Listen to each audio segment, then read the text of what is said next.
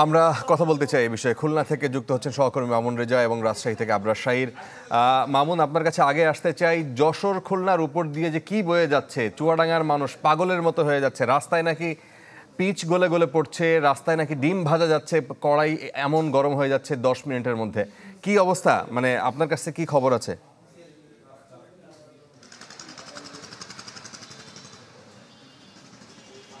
ফারাবি, গত প্রায় এক সপ্তাহের বেশি সময় ধরে খুলনায় কথা শুনতে পাচ্ছি না। তীব্র তাপদাহ চলছে। এই তাপদাহের কারণে দিনের বেলা, বিশেষ করে দুপুর 12টা থেকে বিকাল পর্যন্ত লোকজন বাইরে কম বের হচ্ছেন, রাস্তায় লোক চলাচল কম থাকে। আর যারা নিম্ন আয়ের মানুষ রয়েছেন, বিশেষ করে রিক্সা চালক, দিনমজুর, তারা এই গরমে রাস্তায় বেরিয়ে তারা হাঁপিয়ে উঠছেন। বিশেষ করে যারা নির্মাণ শ্রমিক রয়েছেন তারা অনেকেই কাজে যাচ্ছেন না, সে কারণে অনেক নির্মাণাধীন ভবনেই কাজ বন্ধ রয়েছে। এছাড়া এই তীব্র তাপদাহে বৃদ্ধ এবং শিশুরা অসুস্থ হয়ে পড়ছেন। এর মধ্যে খুলনা শিশু হাসপাতালে কোনো শয্যা খালি নেই। শিশুরা ডায়রিয়া এবং জ্বরে আক্রান্ত হচ্ছে। পাশাপাশি খুলনা মেডিকেল কলেজ হাসপাতাল এবং সংক্রামক ব্যাধি হাসপাতাল, সেখানেও অসংখ্য শিশুকে ভর্তি করা হয়েছে যারা ডায়রিয়া এবং জ্বরে আক্রান্ত হয়েছে।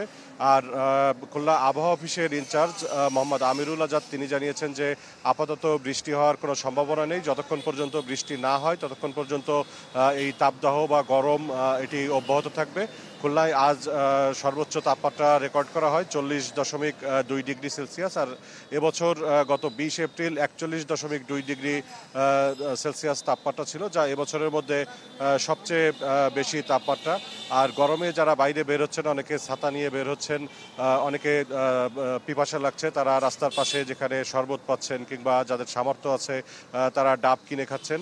আর যারা ট্রাফিক পুলিশ সদস্য রয়েছেন তারাও খুব বিপাকে পড়েছেন, কারণ সারাদিন রাস্তায় দাঁড়িয়ে ডিউটি করতে গিয়ে তারা ঘেমে ক্লান্ত হয়ে যাচ্ছেন। ফারাবি, অনেক ধন্যবাদ মামুন। আমি আবরার শাহীরের দৃষ্টি আকর্ষণ করছি। তিনি সম্ভবত রোদের না, এখন রোদ পড়ে গেছে কিছুটা, তিনি দাঁড়িয়ে আছেন, তাকে দেখতে পাচ্ছি। ডাব কিনে খাওয়ারও তো উপায় নাই, 160 টাকা 180 টাকা ঢাকায় বিক্রি করতেছে। আবরার শাহীর নিম্ন আয়ের মানুষের কথা বলছিলেন মামুন রেজা।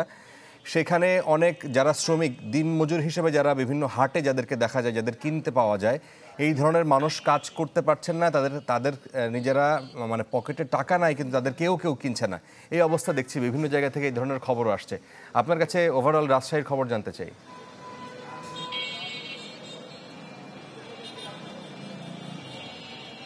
অবস্থা বলতে গেলে ভয়াবহ, কারণ মার্চ মাসের 30 তারিখের পর এখন অবধি রাজশাহীতে এক ফোঁটা বৃষ্টিও হয়নি। কালবৈশাখী ঝড়ের যে প্রভাব সেটিও হয়নি।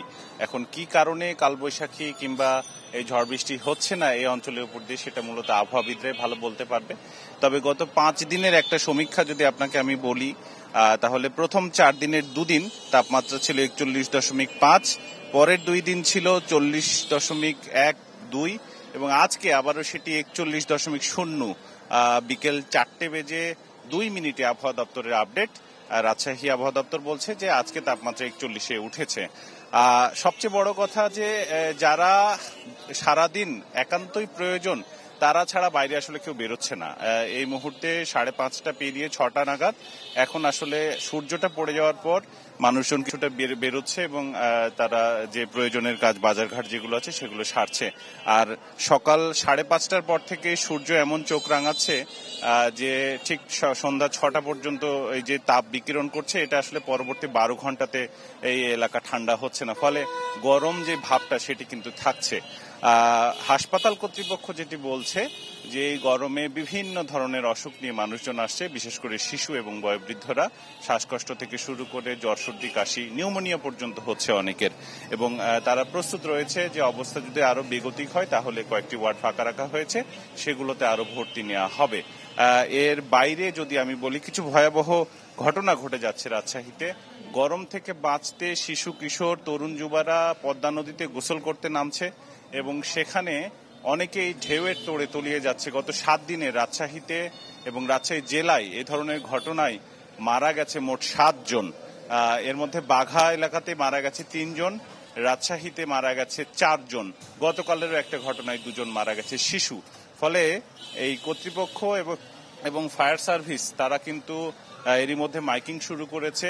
যে গরমে হিটস্ট্রোক থেকে বাঁচতে কি কি করণীয়, পাশাপাশি সাঁতার না জানলে পুকুর কিংবা পদ্মা নদী কোথাও না নামার পরামর্শ তাদের, এবং বিশেষ করে গার্ডিয়ানদের প্রতি, অভিভাবকদের প্রতি অনুরোধ রাখা হয়েছে যাতে শিশুদেরকে নজরে রাখেন, কোনোভাবেই যেন তারা শিশুদেরকে পুকুর কিংবা পদ্মা নদীতে না নামতে দেন। এর বাইরে বিভিন্ন সামাজিক সংগঠন, বিভিন্ন রাজনৈতিক সংগঠন সহ ব্যক্তিকেন্দ্রিক অনেকেই দুপুর বেলা করে পথচারীদের, দরিদ্র মানুষদের শরবত, স্যালাইন, পানি এগুলো বিতরণ করার কার্যক্রম হাতে নিয়েছে এবং তারা বলছে যতদিন পর্যন্ত এই তাবদাহ অব্যাহত থাকবে ততদিন পর্যন্ত মোড়ে মোড়ে কিংবা বিভিন্ন স্থানে তারা সাধারণ মানুষকে শরবত এবং এই স্যালাইন খাওয়ানোর যে কার্যক্রম সেটি জারি রাখবেন।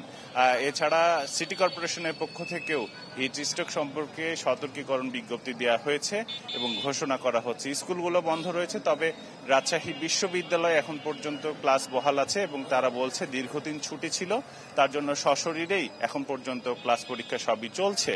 তো মোটামুটি এই ছিল রাজশাহীর অবস্থা। আবহাওয়া দপ্তর যেটি বলছে, আগামী কয়েকদিন বৃষ্টি হওয়ার কোনো সুযোগ নেই।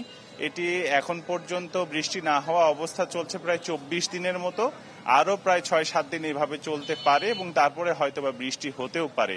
তবে গত 2 দিন হালকা কিছুটা মেঘ ছিল আকাশে, এখন একেবারেই নেই। আজকে সর্বোচ্চ তাপমাত্রা 41 ডিগ্রি সেলসিয়াস রাজশাহীতে। এ ছিল আমার কাছে। অনেক ধন্যবাদ আবরার শাহীর। আমরা একটু আগে আমি একটি জায়গায় কথা বলতে গিয়ে দেখলাম যে আমরা ঢাকার পরিস্থিতিও খারাপ এবং সেখানে আগামী রবি সোমবারে আরও তাপমাত্রা বাড়তে পারে, 41 ডিগ্রি পর্যন্ত চলে যেতে পারে, এরকম একটি আভাস আমাদের ফোনেও আমরা পাচ্ছি।